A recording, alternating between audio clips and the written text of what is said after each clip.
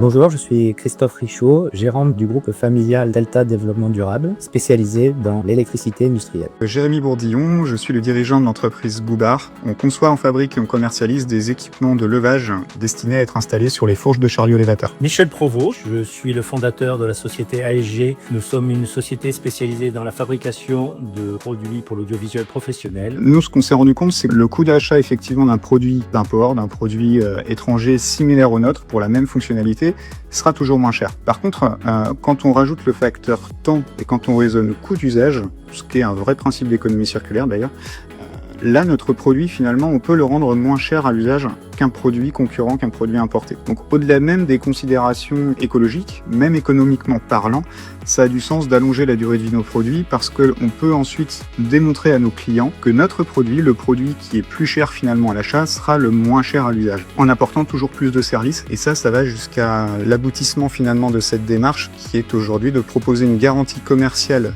de 10 ans d'office sur nos produits et une vraie garantie commerciale, c'est-à-dire avec tous les services de SAV qui vont bien pour faire durer nos produits. On vend moins de produits, mais notre performance économique, notre pertinence économique est toujours là depuis 2021. Là, finalement, on diminue notre impact carbone tout en développant notre chiffre d'affaires. Nous avons décidé de transformer notre modèle économique pour baisser notre empreinte carbone avec un objectif d'une réduction d'environ 6% par an. Donc c'était en fait cibler des marchés avec plus de services et visant à accompagner la transition énergétique de nos clients.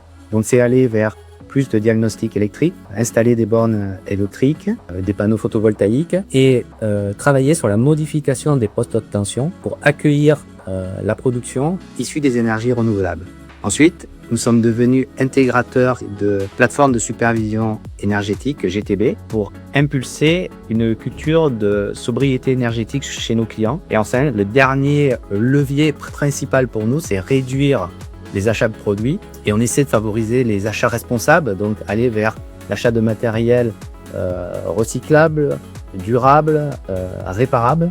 Nous avons trouvé des partenariats locaux avec des sociétés spécialisées dans le recyclage de produits liège, le liège ayant des propriétés acoustiques. Nous avons intégré aussi une designer au sein de notre bureau d'études qui nous permet de créer de l'innovation, d'intégrer de la fonctionnalité, de la durabilité dans nos nouveaux produits, ainsi que de l'esthétisme. Nous avons créé aussi un caisson de projection multimédia, multifonctions qui nous permettent de répondre à toutes les demandes de nos clients qui font de la projection monumentale et ainsi de limiter notre impact environnemental. L'ensemble de ces initiatives nous permettent d'avoir une offre innovante, locale, durable et en intégrant nos principes RSE. Les effets positifs sont multiples.